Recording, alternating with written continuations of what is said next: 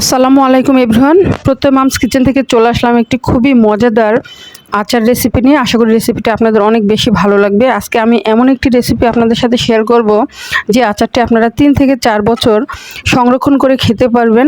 আর কিভাবে এটা সংরক্ষণ করে খেতে পারবেন সেই টিপস এবং ট্রিক্সগুলোই আমি আপনাদের সাথে শেয়ার করব। আশা করি গোটা ভিডিওটি আপনারা না টেনে দেখবেন, তাহলেই বুঝতে পারবেন যে আমি কিভাবে এটা তৈরি করেছি। এই আচারটি আপনারা ভাত, বিরিয়ানি, খিচুড়ি সব কিছুর সাথেই খেতে পারবেন। কাঁচা আমের আচারটি তৈরি করার জন্য প্রথমে আমি নিয়ে নিয়েছি আম। তো এখানে আমগুলোকে আমি ছাল সহ একটি আমকে 8 টুকরো করে কেটে নিয়েছি। তো আমি কিভাবে কেটে নিয়েছি দেখেই বুঝতে পেরেছেন। তো এবার আমি আচারের জন্য বিশেষ একটু মশলা তৈরি করে নেব। এর জন্য এখানে আমি দিয়ে দিয়েছি 10টার মতো শুকনো মরিচ, তারপরে 1 টেবিল চামচ ধনিয়া আর 1 টেবিল চামচ পাঁচফোড়ন। তো এগুলো দিয়ে এবার লো হিটে এগুলোকে সুন্দর করে ভেজে নেব। তো ভেজে নেওয়া হয়ে গেলে এগুলোকে ব্লেন্ডারে ব্লেন্ড করে নেব। এগুলোকে আমি আধা ভাঙা করে নেব। আপনাদের কাছে ব্লেন্ডার না থাকলে অবশ্যই পাটায় এটাকে আধা ভাঙা করে নেবেন, পুরোপুরি মিহি করলে কিন্তু ভালো লাগবে না। এবার আমটাকে আমি দিয়ে দিলাম একটি কড়াইয়ের মধ্যে, দিয়ে এখানে আমি প্রায় 1.5 কাপের মতো ভিনেগার দিয়ে দিয়েছি। এখানে কিন্তু কোনো ধরনের বা কোনো রকম পানি ব্যবহার করা যাবে না। এই ভিনেগারটা দিয়েই আমগুলোকে সুন্দর করে সেদ্ধ করে নিতে হবে। তো এক পিসটা যখন সেদ্ধ হয়ে যাবে ওলট পালট করে আমি উপরেরটা নিচে আর নিচেরটা উপরে করে আবারও ভালো করে দিয়ে ঢেকে দেব। দিয়ে এর মধ্যে যে ভিনেগার দেওয়ার ফলে কিছু পানিও উঠে এসেছে, সবগুলো একদম শুকিয়ে নেব যাতে এক ফোঁটা পানিও না থাকে বা ভিনেগার না থাকে। তো দেখতেই পাচ্ছেন এটা খুব সুন্দর করে একদম টেনে গিয়েছে। তো এবার আমি এটাকে আচার করার জন্য একটি কড়াই নিয়ে নিয়েছি। তার মধ্যে আমি দিয়ে দিয়েছি এখানে প্রায় 100 গ্রামের বেশি হবে সরিষার তেল দিয়ে দিয়েছি। তো এবার তেলটা যখন গরম হয়ে যাবে তার মধ্যে আমি দিয়ে দিলাম প্রায় আমি বড় সাইজের একটি রসুনের কোয়াগুলো এভাবে 4 ভাগ করে নিয়েছি। আপনাদের কাছে যদি দেশি রসুন থাকে সেক্ষেত্রে আপনারা কি করবেন, রসুনের কোয়াগুলোকে গোটায় দিয়ে দিবেন। তো এখানে দেখেন আমি একটু মোটা মোটা করে কেটেছি যাতে এগুলো খুলে না যায়, আস্তে আস্তে থাকে। তো এবার আমি কিছুটা পাঁচফোড়ন দিয়ে দিলাম, তারপরে দিয়ে দিলাম এখানে প্রায় 2 টেবিল চামচের মতো সরিষা বাটা। এখানে আমি সাদা সরিষা বাটাটা ব্যবহার করেছি, আপনারা চাইলে সাদা বা কালো বা 2 রকম মিক্সড এরকমও ব্যবহার করতে পারেন, কোনো সমস্যা নেই। তো এটাকে তেলের মধ্যে খুব সুন্দর করে ভেজে নিচ্ছি।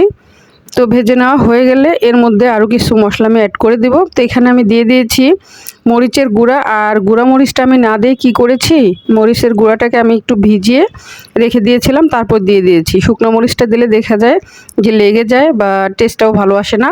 আর যদি পারেন তাহলে অবশ্যই শুকনো মরিচটা বেটে এখানে দিতে পারেন, তাহলে এটার টেস্টটা আরও ভালো আসবে। এরপর আমি দিয়ে দিলাম হাফ টিস্পুনের মতো হলুদের গুঁড়া। তো সব কিছু দিয়ে আমি সুন্দর করে মেখে তারপরে আগে থেকে সেদ্ধ করে রাখা আমগুলো এবার এর মধ্যে দিয়ে দিব। আমগুলো দিয়ে এবার খুব সুন্দর করে নাড়াচাড়া করে সব আমের মধ্যে যাতে মশলাগুলো ঢুকে এভাবে নাড়তে হবে। আর আরেকটা জিনিস খেয়াল রাখতে হবে যেন নিচে লেগে না যায়, এটাকে ভালো করে নাড়তে হবে। তো প্রথম অবস্থায় কিন্তু আমি তেলের পরিমাণটা একটু কম দিয়েছি, আমি স্টেপ বাই স্টেপ এখানে আরও তেল ব্যবহার করব। তো তার জন্যে আমি বললাম যে আপনারা পুরো ভিডিওটি না টেনে দেখবেন, কোথাও যদি আপনারা টেনে দেখেন তাহলে দেখা যাবে অনেক কিছু স্কিপ হয়ে গিয়েছে। তো এবার আমি স্বাদ মতো দিয়ে দিয়েছি কিন্তু লবণ দেওয়ার ফলে এবার আমি দিয়ে দিলাম চিনি। তো এখানে আমি আম নিয়েছি প্রায় 1.5 কেজির মতো। তো 1.5 কেজি আমের জন্য আমি 1 কাপ একদম ফুল 1 কাপ চিনি দিয়ে দিয়েছি। যেহেতু এই আচারটা হবে টক ঝাল মিষ্টি, মানে অল্প টক হবে, অল্প মিষ্টি হবে, অল্প ঝাল হবে, এরকম টাইপের আচারটা।